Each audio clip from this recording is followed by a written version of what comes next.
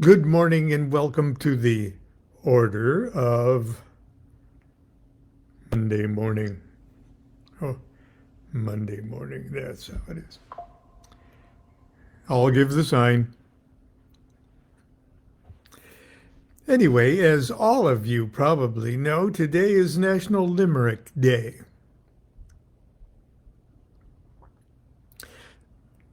So, being a very literate person and a lover of great poetry, I will recite a limerick or two written by, I believe, Rabbi Lamed Ben Clifford, but it may be by someone even closer. Let's see. The first one is about Frater Akkad.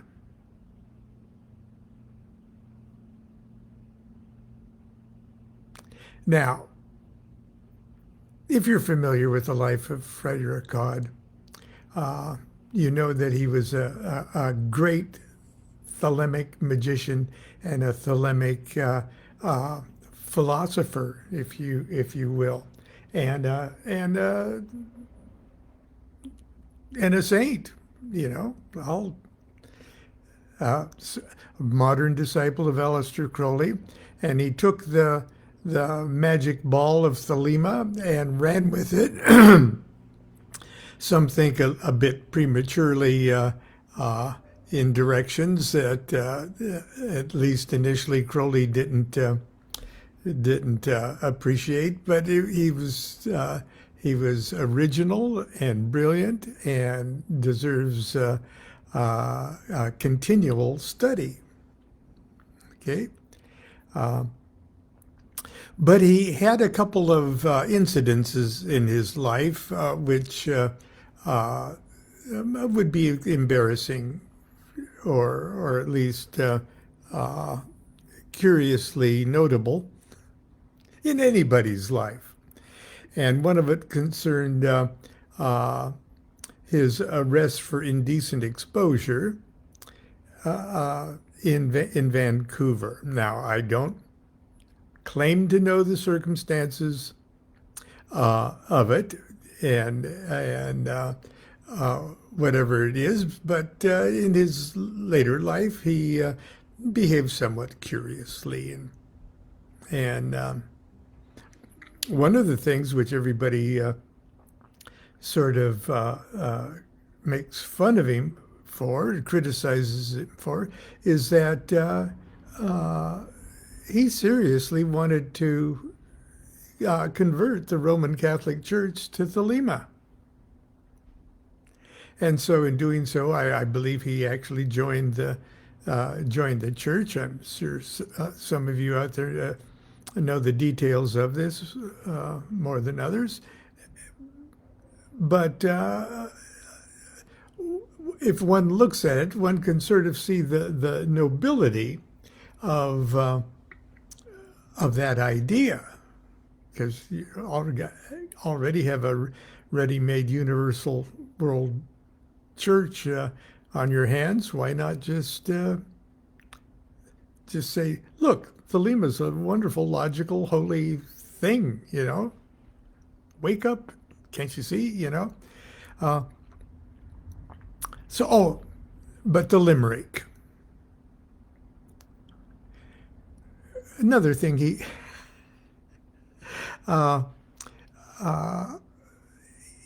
really, early in his career, took the oath of the abyss and assumed the magical level, the magical degree, the magical grade of Master of the Temple.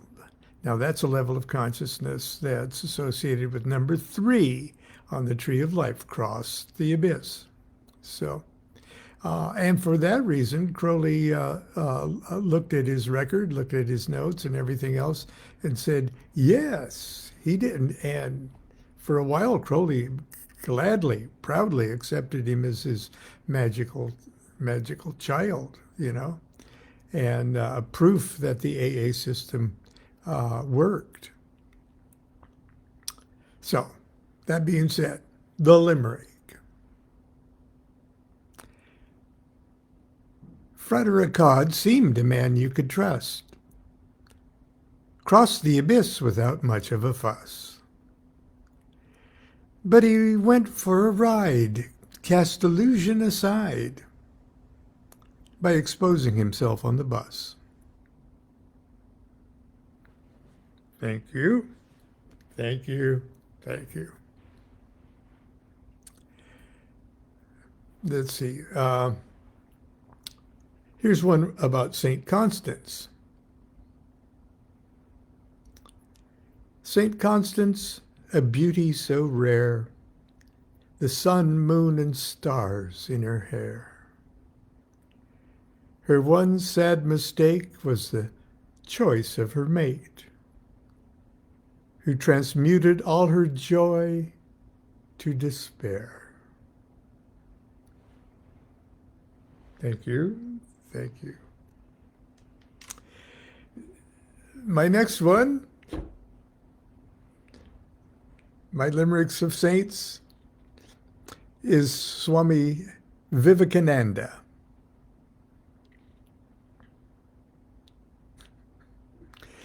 If you're not familiar with the teachings of the Vedanta Society and Swami Vivekananda, who literally brought the teachings of India and the Hinduism and the mysticism of the East to the United States in the late 1800s,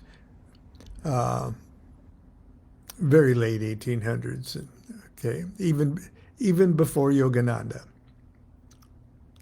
And he was the disciple of Ramakrishna, who was as wild and crazy a mystic as Aleister Crowley.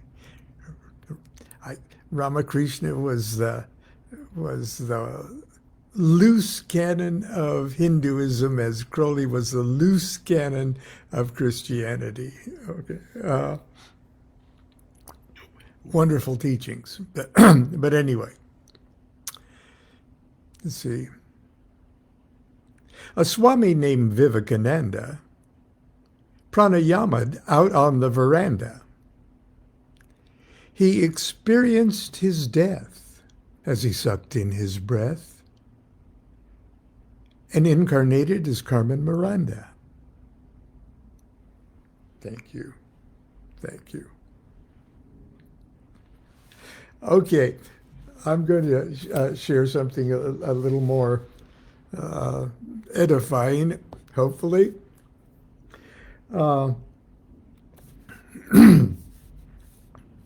I have a very dear and treasured friend that I've had since high school, and she was my singing partner in high school.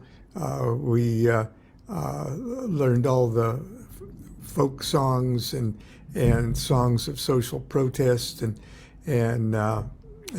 things, and we were political, social soulmates. Okay, and we had more or less lost touch over many, many years, and Facebook helped bring us back into contact with each other. Now, by any definition of the term, I would call her a Roman Catholic saint in the style of Saint Francis. Okay, wonderful, wonderful, as mystic and as enlightened as any person on earth. But when she discovered all what I'm into, and the fact, and I absolutely appreciate and honor her understanding. I get it, okay? I get it, and I celebrate it. And but she can't understand why I would be talking about about the beast and Aleister Crowley and all of this seemingly averse anti-Christian stuff, and still be who I am and what my I guess my morality is, my spiritual morality. And so, and it's really hard to explain, but there is one little section in my book on the Thoth Tarot, okay, the Understanding Aleister Crowley's Thoth Tarot, where I try to sort of explain in a very simple and understandable way how this can be, how I can, absolutely honor and respect certain main aspects of every world religion in a very wholesome and honorable way, and still be a wild and crazy. Hey, I love that B666. Okay, Shiva Shakti, Babylon Beast. Okay. And I try to explain that here in this book, so if you'll indulge me. This is in chapter 7, where I try to talk about the vision and the voice.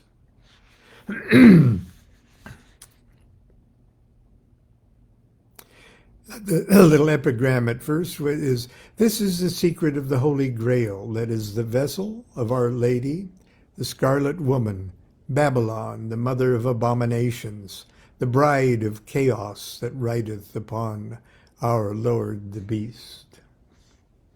I'll skip over a few things. When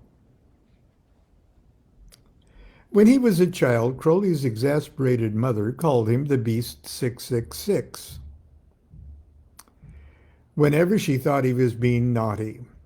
Later in life, he would discover a rich Kabbalistic significance to this term and number, and go on to identify his life and work with this understanding of its esoteric meaning. This is very disturbing to many people.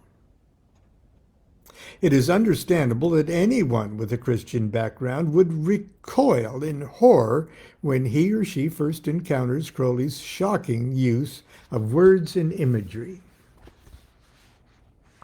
Things like the Beast 666, Scarlet Woman, All Father Chaos, Whore of Babylon, or Blood of the Saints.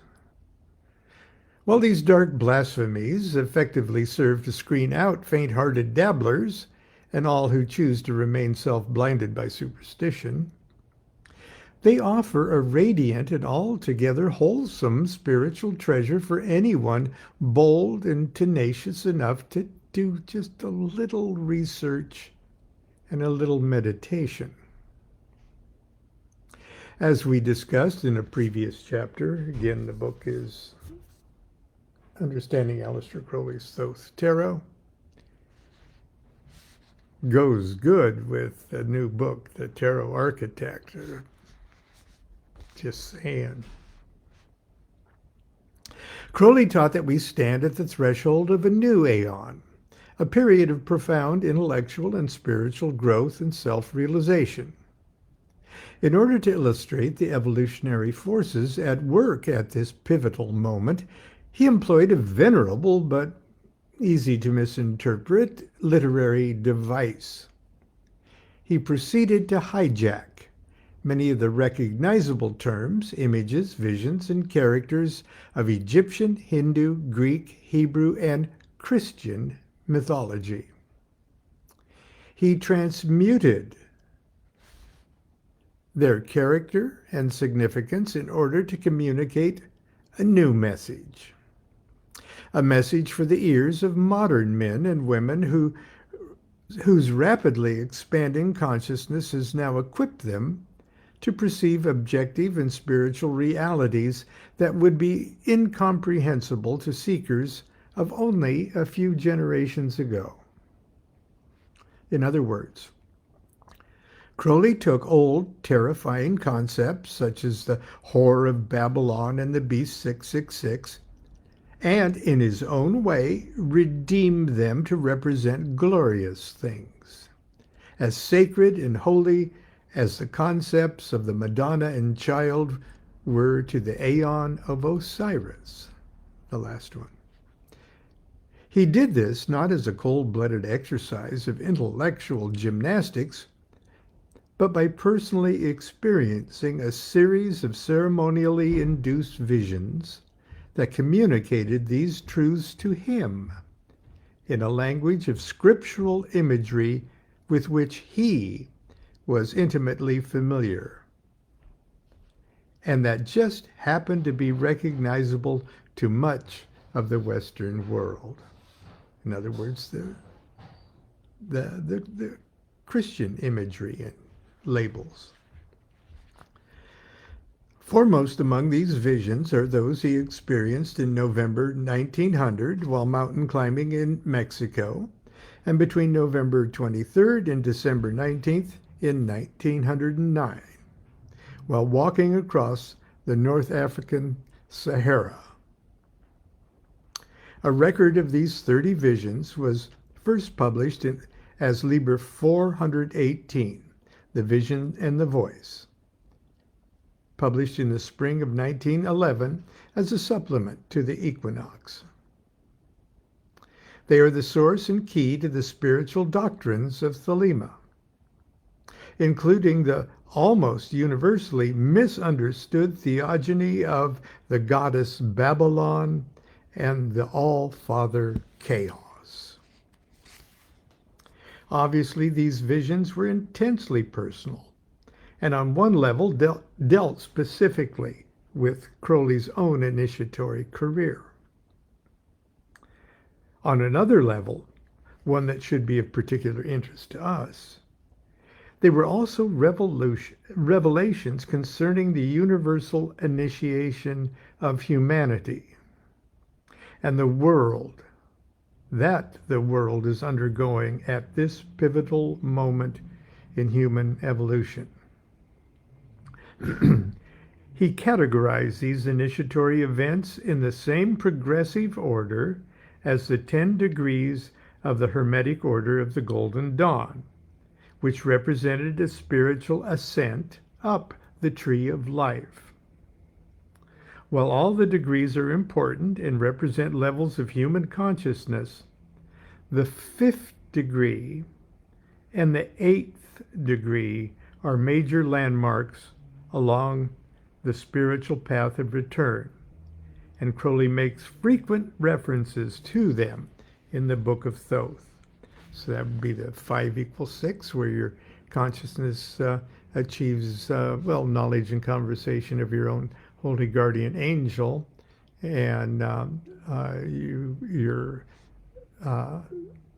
self-identifying and observing beings through the level of consciousness associated with the 6th Sephir on the tree of life, 5th one going up, 6th one coming down, Tifereth. And the second one, where your consciousness has literally crossed the abyss that separates the ideal from the actual. Number 3 on the tree of life, the master of the temple. As Lon just tried to tell you, in the 5th degree, the Adeptus Minor, or Lesser Adept, the aspirant achieves union with the Holy Guardian Angel, a spiritual entity unique to each of us, who once attains, serves as our divine companion, mentor, and guide. I'll talk more about the Holy Guardian Angel in chapter 11 of this book. The 8th degree, Master of the Temple, or Magister Templi, or Master of the Temple, is most terrible and, quoting Crowley, represents the single most profound moment in our incarnations. It is faced only when the initiate has achieved a level of consciousness so high that in order to proceed farther requires the abandonment of all old machinery of self-identity and perception. It means quite literally the annihilation of everything that the individual has heretofore believed to be the components of personality and self. Unquote.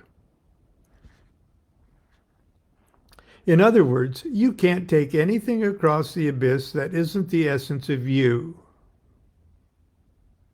Now, before you throw up your hands and dismiss all this as just complex and ridiculous delusions of a cult of 19th century eccentrics, please pause and keep in mind that terms such as the Holy Guardian Angel and the Abyss are simply convenient terms for universal spiritual experiences that in other times and in other cultures are known by other names. Once we grasp the basic concepts, we discover that the angel and the abyss, we discover them in the Vedas, the Upanishads, the Chaldean oracles, the Emerald Tablet of Hermes, in Plato, in Socrates, and even in the Old and New Testament.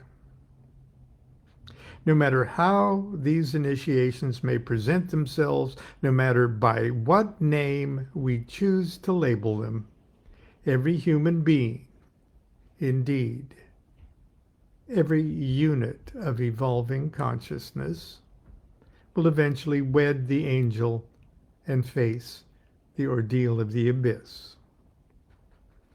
Even so, it's understandable that you should ask why any of us should be concerned with the bizarre visions of one man whose morals we may find repugnant, whose vocabulary of images are affront to most of the world's great religions, and whose sanity is still a subject of debate. I must confess it took many years before I began to appreciate the archetypal essence of the vision and the voice, and realize how extremely fortunate I was to possess such a document. Once I shed a few superstitions and fears, and carefully examined Crowley's symbolic images and words, I found it to be not only an eloquent and colorful example of one person's initiatory adventure, but also a valuable roadmap to my own spiritual journey. Do you want to hear that Vivekananda limerick again? I'll spare you. I've already gone over. Anyway, that's it for the Order of Monday Mornings sermon. We'll see you tomorrow, probably from some parking lot in Sacramento. Until then, continue to be good to yourself and be good to each other. Do what thou wilt shall be the whole of the law. Love is the law. Love under will.